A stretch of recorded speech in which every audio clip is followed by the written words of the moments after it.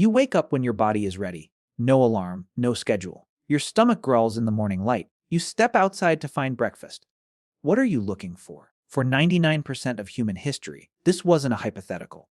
This was your only reality. For roughly 300,000 years, your diet wasn't a choice made in a brightly lit supermarket aisle. It was a brutal, bizarre, and brilliant negotiation with the wild. Every single day, your ancestors woke up to a world that did not want to feed them. Every meal was a puzzle. Every bite was a risk. We like to imagine a very specific, highly romanticized version of the deep past. We picture brave, muscular hunters bringing down giant woolly mammoths every single afternoon.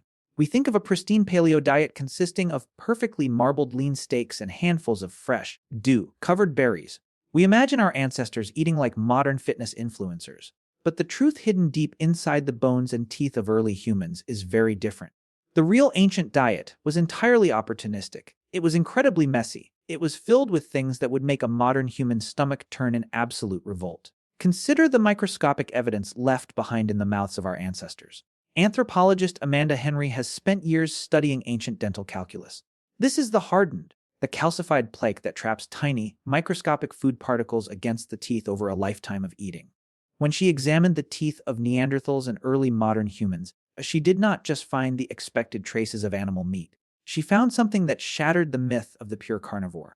She found microfossils of water lilies. She found the unmistakable cellular evidence of cooked grass seeds, wild wheat, and date palms. They were eating aquatic plants pulled directly from the thick, smelling mud. Does a tough, muddy, a fibrous water lily sound like a good, satisfying meal to you? To your ancestors, it was the taste of pure survival. They ate whatever they could process, chew, and digest without dying. They did not have the absolute luxury of being picky about texture or flavor. If it had calories, it was food. Let us travel to Kumbi Cave in the coastal forests of Kenya. This is an archaeological site where early humans sought shelter thousands of years ago in the dim, damp darkness. Archaeologists digging carefully through the ancient refuse layers, essentially prehistoric trash cans, found something entirely unexpected. They did not just find the shattered bones of antelopes or large game. They found thousands upon thousands of shells from giant African land snails. These were massive, slimy, heavily armored creatures the size of a grown human hand. Your ancestors were collecting them by the absolute hundreds.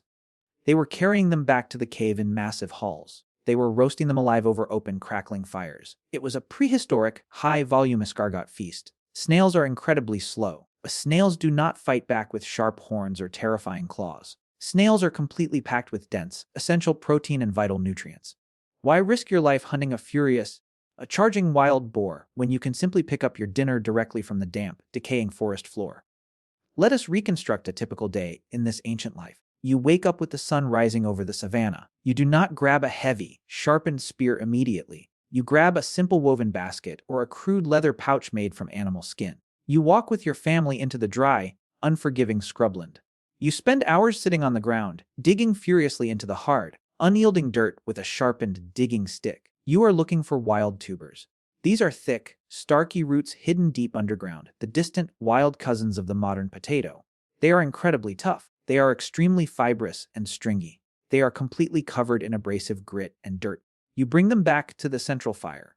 You roast them in the hot, glowing ashes until they are soft enough to chew, without literally breaking your teeth in half. This tedious, exhausting work was the real, unglamorous foundation of your daily survival. The meat was a rare, celebrated luxury, not a daily guarantee. Richard Lee, a prominent anthropologist who conducted a famous 1963 study on the Juk-Honsi people of the Kalahari Desert, proved this definitively. He wanted to see how a traditional foraging society actually survived when stripped of modern assumptions.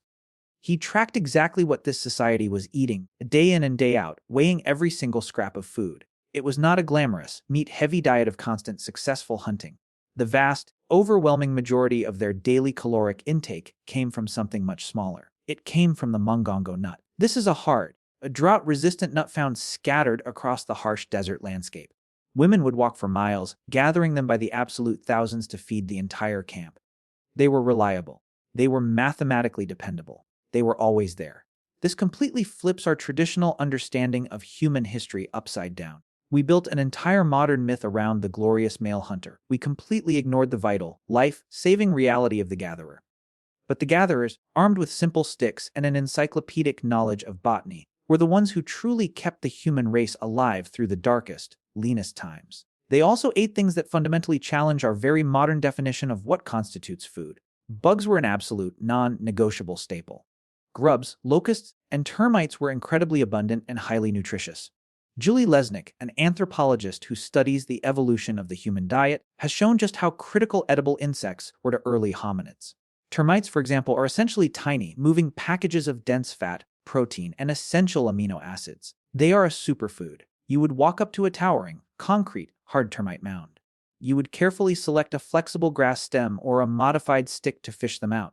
You would pull the stick out covered in angry, biting insects. You would eat them raw, feeling them wriggle against your tongue, or toss them into the hot ashes of the fire to crisp them up like savory popcorn. It sounds deeply repulsive to us today. It was absolutely delicious life, saving nourishment to them then.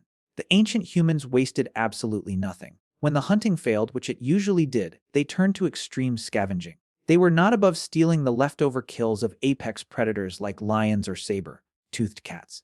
They ate the fatty marrow from the inside of the bones of scavenged carcasses, cracking them open with heavy, blunt river stones. They systematically cracked open the skulls of dead animals to eat the brains. Why? Because dense brain fat was arguably the most precious, calorie-rich resource on planet Earth.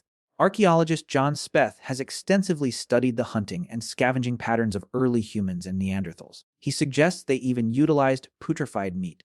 When you kill a massive animal in the middle of a warm savanna, you cannot put it in a freezer. It rots. Your ancestors likely ate meat that was heavily fermented, teeming with bacteria and smelling of decay. They may have even buried meat in frozen ground or submerged it in cold bogs to intentionally ferment it, breaking down the tough muscle fibers to make it easier to digest. They were essentially making prehistoric, incredibly pungent dry, aged beef.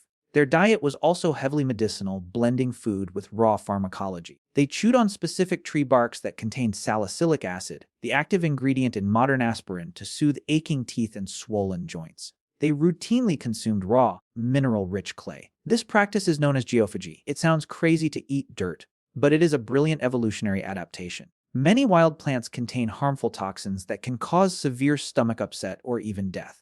The clay particles would bind directly to these plant toxins in the stomach, neutralizing them safely so the plants could be digested for calories without poisoning the eater. They were intuitively performing complex chemical engineering inside their own digestive tracts.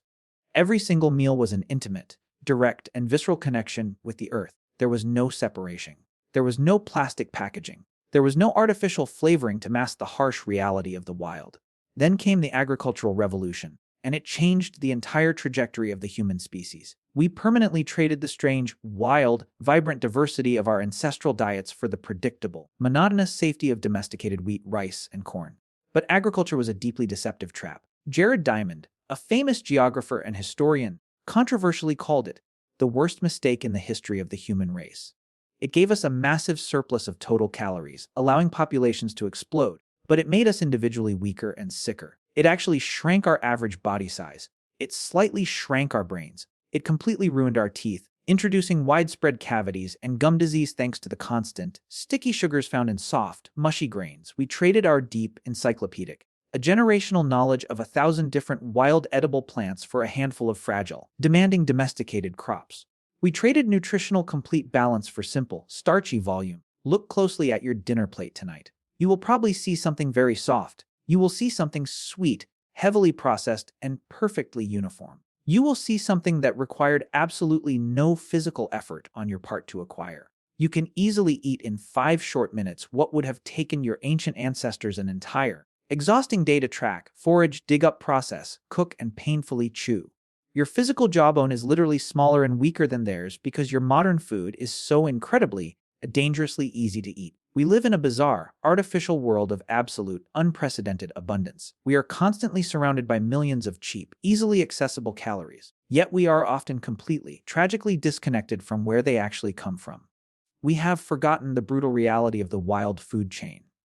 You wake up when your body is ready. No alarm, no schedule. Your stomach growls, and you simply walk to the kitchen and open a refrigerator door.